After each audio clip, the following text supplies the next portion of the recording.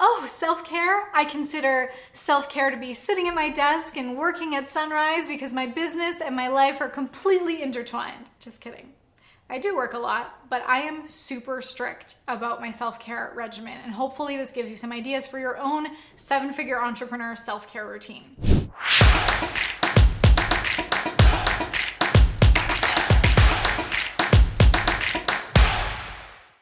One of the best pieces of advice I ever heard was to lean into routine and take the willpower out of it. When you rely on your willpower to get you out of bed every morning and to get you to the gym on time and to read enough books and do the things that you want to do, of course there will be other distractions and things that keep you from doing it. But the next best piece of advice I heard that I'll share with you is that your environment will grow you more than your willpower will. So knowing this, I intentionally create an environment that encourages my growth rather than lets me fall into comfort or complacency. One of the big dominoes of that sets off the rest of my environment is the first thing I do in the morning. You know, it's one thing to say that you can schedule non-negotiable time blocks in your calendar, but without accountability, it's easy to just reschedule or cancel or forget about it altogether. Let me know in the comments below how you hold yourself accountable, whether it's getting a friend to go with you to a workout class, or if you set alarms on your phone to make sure that you're working on a certain project without distractions. I want to hear what helps you. Maybe it'll help all of us out. So the first thing I do in my mornings is I have a barre class scheduled, ballet barre. It's scheduled every day, every weekday at 6 a.m. If I no-show to it, the studio charges $15.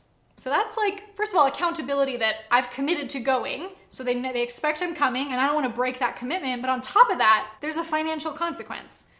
I don't want to be charged $15, so I make sure I go. I also don't want to go miserable and exhausted, so I make sure I go to bed early. To make sure that I go to bed early, I make sure that I'm productive and get everything done in the day that I've committed to, and that I still have the quality time with friends or family for myself so that I can go to sleep feeling fulfilled. And then that repeats all week. It's like setting off this chain reaction of focusing on self-care. So I want you to think for yourself, how can you install some kind of accountability or constraint that creates the environment that encourages your growth? If I just said, yeah, I'll go to the gym in the morning, but I didn't have a committed time that I'm supposed to be there, have the expectation of people that are waiting for me, and then also the financial consequence, it would be a lot easier for me to just, stay in bed a little bit longer. I'm gonna break down some of the next steps in my seven-figure self-care routine, but before I do, make sure you hit that subscribe button. I'm putting out marketing and business acceleration videos every single week. I wanna make sure you don't miss them.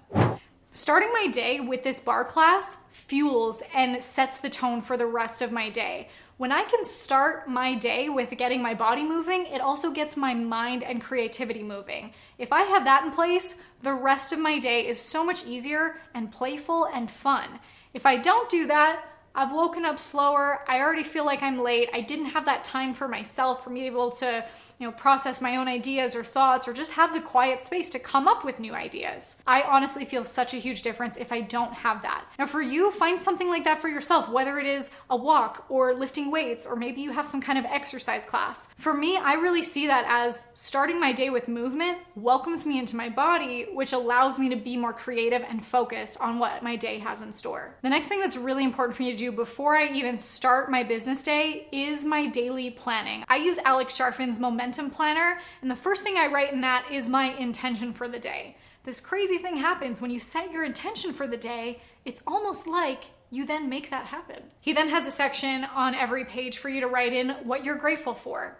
Another crazy thing happens is that when you can focus on the good things, it creates more of them. The next step in the Momentum Planner is to reflect on the day yesterday and list out any areas of constraint or anywhere that you needed support. And this is really important for leaders, for entrepreneurs like us, to be able to look at, where can I do better? Where can I outsource? Where can I delegate so that I can focus today in my zone of genius? And then in the next sections of the Momentum Planner, I brain dump my entire to-do list, everything on my mind, and then choose my top 3 of what am I gonna accomplish today that's gonna make me feel like I move the needle forward. If I don't do that daily planning, I feel like I'm just puttering around my to-do list. If I don't know what the plan is, what's my top 3, what is actually gonna make a difference in my life and in my business, I'm pretty much just playing it by ear, flying by the seat of my pants, which doesn't sound strategic or fulfilling.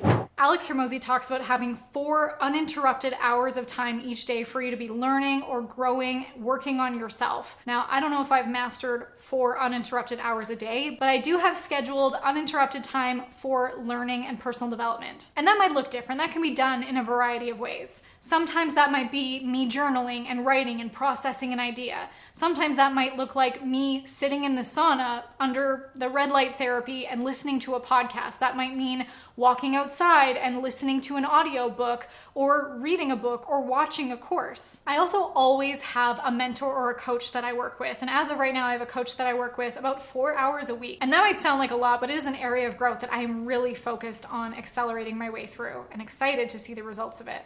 I am less likely to schedule the non-negotiable time in my work calendar for the tasks I need to get done. And now I really focus on the non-negotiable times in my life for me to focus on my self-care, my play, my creativity, because I really believe that self-care is the gateway to success.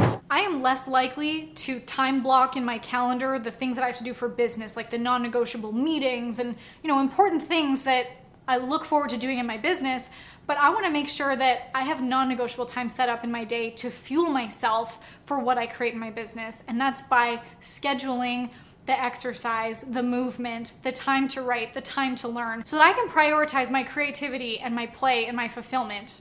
That's going to affect how I show up in everything else in my life. I'm going to share with you some tools and apps that I use that have been a game changer in my life that I think you will love. The first one is the Oura ring. This is a ring I wear on my finger and it tracks my sleep. There's like the Fitbits and stuff that can track your steps and your exercise, but the Oura ring actually measures how good of a sleep that you're getting. It'll tell you your deep sleep, your REM sleep. It'll give suggestions for how to adjust your behavior or your routine to keep you feeling good and optimized. I also combine my Oura ring with an app on the iPhone called the Rise app, and this is what tracks your sleep debt.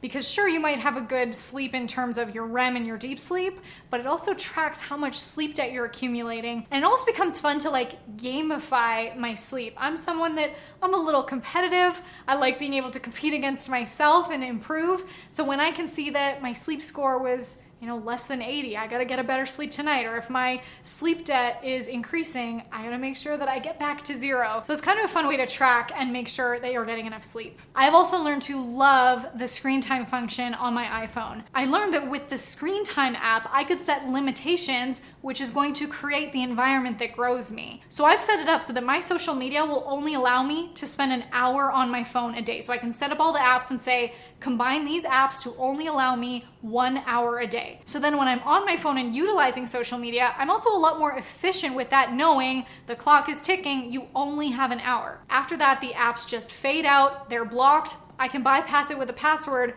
but I don't. And I know that I will not, because I know the consequence of how that makes me feel. The other thing that I've set up on the Screen Time app is that my phone will pretty much shut down after 8 o'clock at night. It only allows me to make phone calls and receive text messages. Other than that, everything is faded out. All of my apps are locked. It's like the kitchen is closed. You're not allowed to go there. All of my apps are no longer distracting. I don't even see any other notifications. The only thing I can get, like I said, are phone calls and texts, and most of those are only from my mom. After setting that up on my phone, I noticed a huge difference in, first of all, how I felt, in my creativity, in my mindset of how just more open and present I was, and then in my productivity of how I was in utilizing my phone in social media and not getting distracted from so many notifications, so I could actually focus on what I'm doing.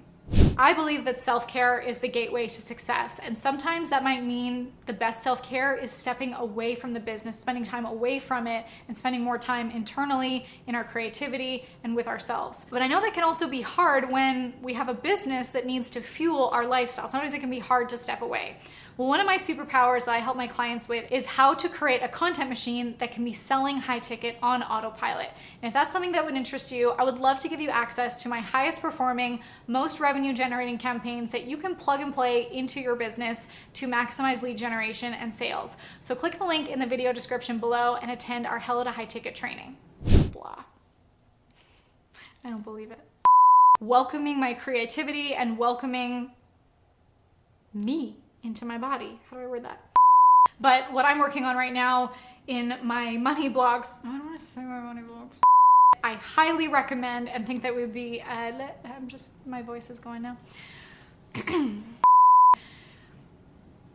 Doesn't feel good. Starting my day with this bar class is also what's gonna fuel my something. I'm just gonna do an interpretive dance for the rest of the video. Guess what I'm saying.